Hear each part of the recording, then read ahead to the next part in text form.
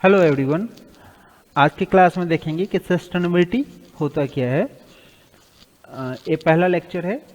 Subject का नाम है सस्टेनेबल इंजीनियरिंग और उसमें जो इंट्रोडक्शन का पार्ट आज देखते हैं कि सस्टेनेबिलिटी से क्या समझते क्या है। ठीक है, तो सस्टेनेबिलिटी से मेनली जो मतलब है कि हम डेवलप करें, डेवलपमेंट हम करते जाएं, लेकिन आने वाले समय के लिए हम ऐसा नुकसान न करें कि आने वाले समय में रहना मुश्किल हो सकता है।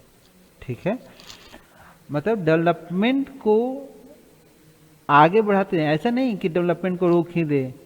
एयर पोल्यूशन हो रहा है, वाटर पोल्यूशन हो रहा है, सॉइल पोल्यूशन हो रहा है, ठीक है, कोल, क्रूड ऑयल ये सब खत्म होने के कगार पर है, तो हम इंडस्ट्रियलाइजेशन का रोक दें, सब कुछ हम डेवलप करना छोड़ दें, ऐसा नहीं है।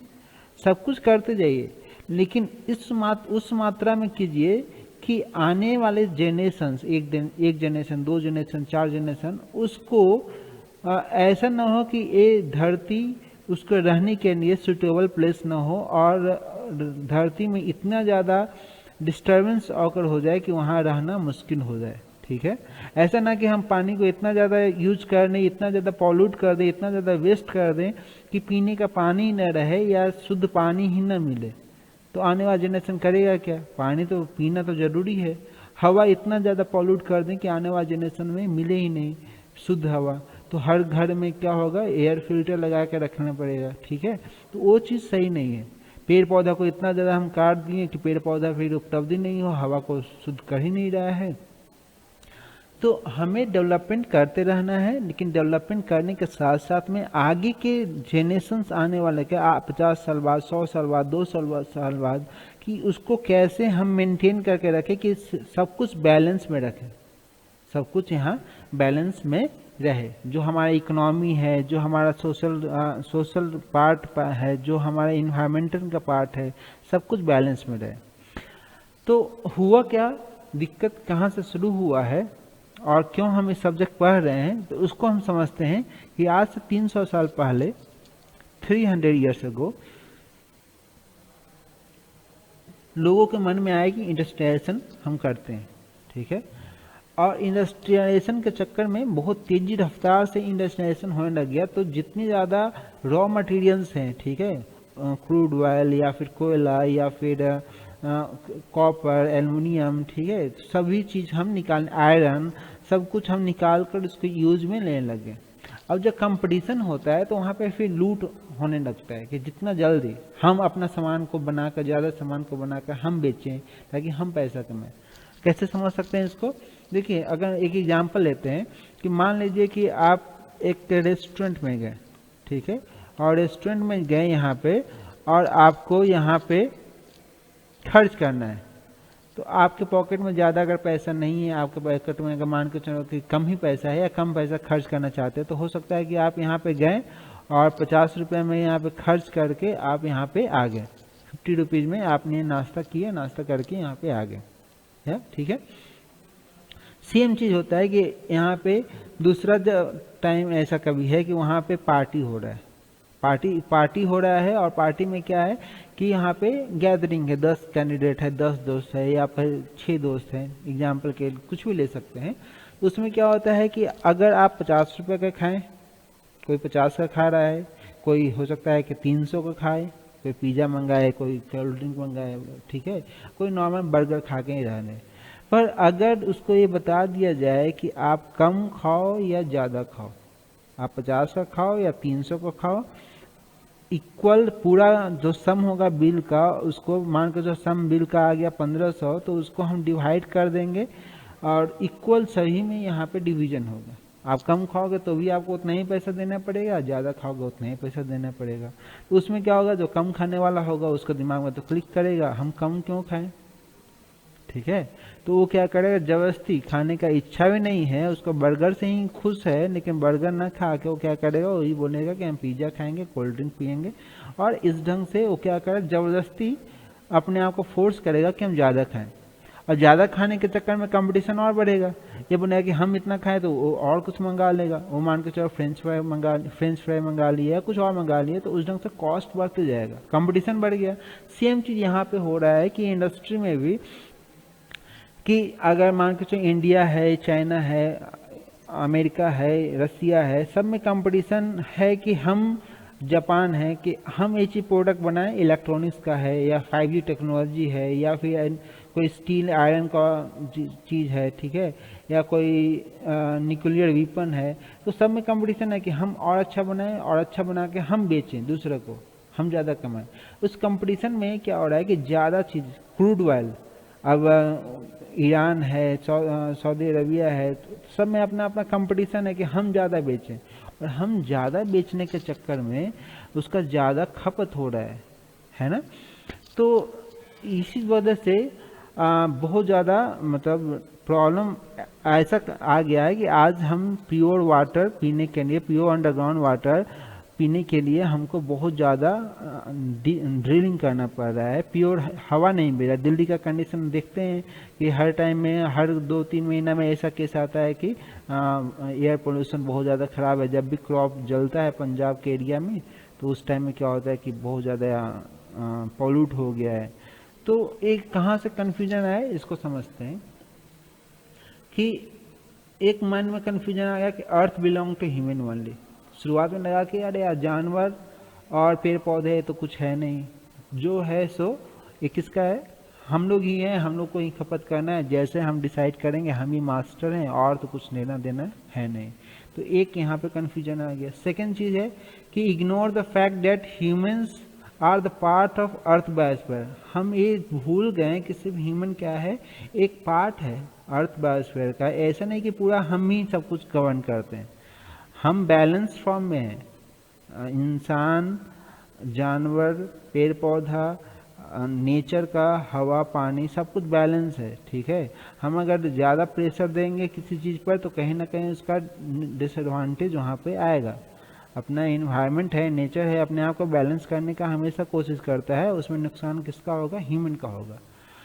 नेक्स्ट पॉइंट है कि अर्थ स्टॉक्स आर इनफिनाइट। हम एक कन्फ्यूजन में रह गए कि अर्थ का जो रिसोर्सेज है, कोयला है, हम जो कि कोयला जितना खपत करेंगे फिर बन जाएगा, बट ये हम नहीं एस्टिमेट कर पाए कि जिस रफ्तार से हम खपत कर रहे हैं उस रफ्तार से नहीं बनता है। हजारों साल लग जाते हैं कोयला बनने में, अब इतना रफ्तार से हम खपत कर रहे हैं कि वो कोयला वापस बन के इतना जल्दी नहीं आएगा, ठीक है। हम अगर कॉपर यूज कर रहे हैं तो कॉपर इतना फास्ट नहीं आएगा, अगर हम क्रूड ऑयल यूज कर रहे हैं तो इतना फास्ट नहीं है। वाटर लेवल, हम पानी वेस्टेज कर रहे हैं तो पानी वापस, बारिश का पानी अंडरग्राउंड वाटर में इतना जल्दी नीचे नहीं जाता है, नदी में चल जाएगा, नदी से ओशियन में चल जाएगा, वो खारा पानी हो जाएगा। लेकिन अंडरग्राउंड वाटर तो हमें ख़त्म हुआ ना। अंडरग्राउंड वाटर जाने के लिए लेयर बाय लेयर रिसना पड़ता है पानी को, तब नीचे जाता है, या फिर नदी के थ्रू आता है, ठीक है। तो बहुत टाइम लगता है उसको आने में। नेक्स्ट इसका आपका है कि environment can wear any amount of damage. Environment, हम सोचे कि इन्वायरमेंट इतना ज़्यादा वास्ट है कि हम कितना भी इसमें डैमेज क्रिएट करें तो इसको कोई फ़र्क नहीं पड़ने वाला है। लेकिन हमें ये चीज़ एस्टिमेट करने में गलती कर दी है, और अभी डैमेज इतना हो गया है कि हवा भी है। आज पॉल्यूशन क्यों है, शुरुआत में लगा कि इतना इंडस्ट्री करेंगे, इतना पेड़ पौधे हैं, ठीक है, तो सब कुछ बैलेंस कर लेगा, लेकिन पेड़ पौधा भी काटते जा रहे हैं, तो इसलिए सब कुछ यहाँ पे डैमेज होने का कगार पर आने लग गया है। ओके, इसमें नेक्स्ट आते हैं कि अगर एडवांटेज क्या हुआ, अगर इंडस्ट्रियलाइजेशन पे हम जा रहे हैं तो एडवांटेज इसका हुआ कि हमारा इकोनॉमी है बहुत तेजी से बढ़ते गया, ठीक है। लोग और यहाँ पे कंफर्ट भी, इकोनॉमी तो बढ़ा ही, ठीक है। आज इकोनॉमी के बेस पर ही कंट्री को डेवलप और अनडेवलप मानते हैं। जो 5 लाख से ऊपर पर कैपिटा इनकम है तो उसको डेवलप मान रहे हैं, 35,000 से ऊपर पर कैपिटा इनकम है तो डेवलपिंग कंट्री मान रहे हैं। तो आज कंपटीशन इसी का है, अमेरिका को बेस्ट क्यों मान रहे हैं, ठीक है। चाइना इतना मतलब पावर अपने आप क्यों दिखा रहा है, क्योंकि वो बहुत बड़ा इकोनॉमी है, इकोनॉमी की वजह से ही वो आदमी अब कंट्री अपने आप को पावरफुल अभी मान रहा है। ओके, तो यहाँ पे इकोनॉमी हो गया। सेकेंड है improve quality of life, life का क्वालिटी भी इम्प्रूव हो रहा है। कैसे कि पहले नॉर्मल हवा के पेड़ पौधे के अंदर में नीचे सोते थे अपने आप को ठंडक पहुंचाने के लिए, ठीक है। उसके बाद फिर आया पंखा के नीचे, पंखा के नीचे आने के बाद फिर कूलर आया, कूलर से एसी आ गया। तो अपने आप को कंफर्ट जोन में रख रहे हैं हर चीज़ को। आजकल सब कुछ ऑटोमेटिक हो गया है, सब कुछ जो इंडस्ट्रियलाइजेशन भी हो गया, मैनुअल से मैनुअल वर्क कम करके ऑटोमेटिक कर दिए। तो सब कुछ यहाँ पे लिविंग क्वालिटी भी हमको स्टैंडर्डाइज हो गया है, ठीक है। डिसएडवांटेज क्या है? तो डिसएडवांटेज में है कि हमने जो अभी डिस्कशन पूरा डिटेल में किया कि डैमेज टू द एनवायरनमेंट हो गया, ठीक है, डैमेज टू एनवायरनमेंट जो कर रहे हैं। लाइफ सपोर्ट यहाँ पे डैमेज है, बहुत सारा जो जानवर्स हैं वो इंस्टिंक्ट हो गए, ख़त्म हो गए हैं, ठीक है। जैसे एक एग्जांपल समझते हैं, डायनासोर ख़त्म हो गए, बहुत सारा टाइगर का स्पीसीज है, लायन का स्पीसीज है जो एग्जिस्ट नहीं करते हैं, बहुत सारा पेड़ पौधे चिड़ियाँ हैं जो आज के टाइम में एग्जिस्ट नहीं करते हैं, ठीक है। उसका एटमॉस्फेयर चेंज होने की वजह से यहाँ पे लाइफ सपोर्ट यहाँ पे ख़त्म हो गया है। ओजोन लेयर में होल, ठीक है, इतना हम लोग कूलिंग मटेरियल यूज़ कर रहे हैं, रेफ्रिजरेटर, एसी, कि यहाँ पे जो गैसेस रिलीज होते हैं क्लोरोफ्लोरोकार्बन, इसकी वजह से वो आपको डैमेज करते हैं ओजोन लेयर में, क्या, ठीक है। वो आपको अल्ट्रावायलेट रेडिएशन जो रोकता है, अल्ट्रा सूरज में क्या चाहिए, तीन चीज़ है, एक तो इंफ्रारेड है, अल्ट्रावायलेट है और एक विजुअल लाइट है।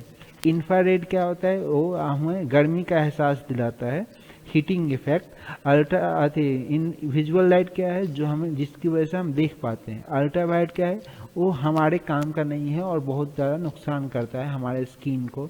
तो ओजोन लेयर क्या कर रहा था, उसको रोक रहा था, उसको फिल्टर कर रहा था, धरती पर आने से रोक रहा था।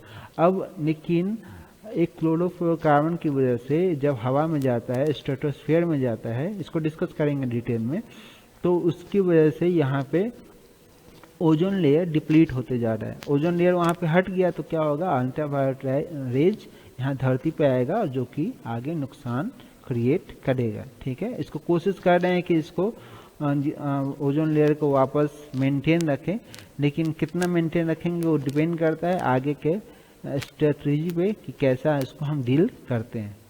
नेक्स्ट पॉइंट है कि increase carbon dioxide content. Carbon dioxide का कंटेंट इंक्रीज हो रहा है जो कि एक ग्रीन हाउस गैसेज में ही आता है और जो कि हीट को बहुत ज़्यादा एब्जॉर्ब करता है। पेड़ पौधा काटने की वजह से, इतना पॉल्यूशन होने की वजह से ग्रीन हाउस इफेक्ट जैसे सल्फर है, कार्बन डाइऑक्साइड है, इन लोग क्या करता है, हवा जो इन लोग में है, तो इन लोग का एटम्स हीट एनर्जी को एब्जॉर्ब कर लेता है और जिसकी वजह से अर्थ का टेम्परेचर इंक्रीज होते जा रहा है और इसकी वजह से ग्लोबल वार्मिंग होते जा रहा है, ठीक है। और इसका भी बहुत सारा डिसएडवांटेज है ग्लोबल वार्मिंग का, तो उसका भी डील करेंगे।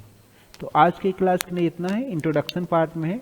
सस्टेनेबिलिटी अगर डेफिनेशन देखें तो वापस बता दें कि हम फ्यूचर के एक्सपेक्ट को मेंटेन रखते हुए डेवलपमेंट अगर करें कि फ्यूचर में भी सब कुछ सही रहे, बैलेंस रहे और उसके साथ साथ अगर डेवलपमेंट करें तो उसको बोलते हैं सस्टेनेबिलिटी, ठीक है।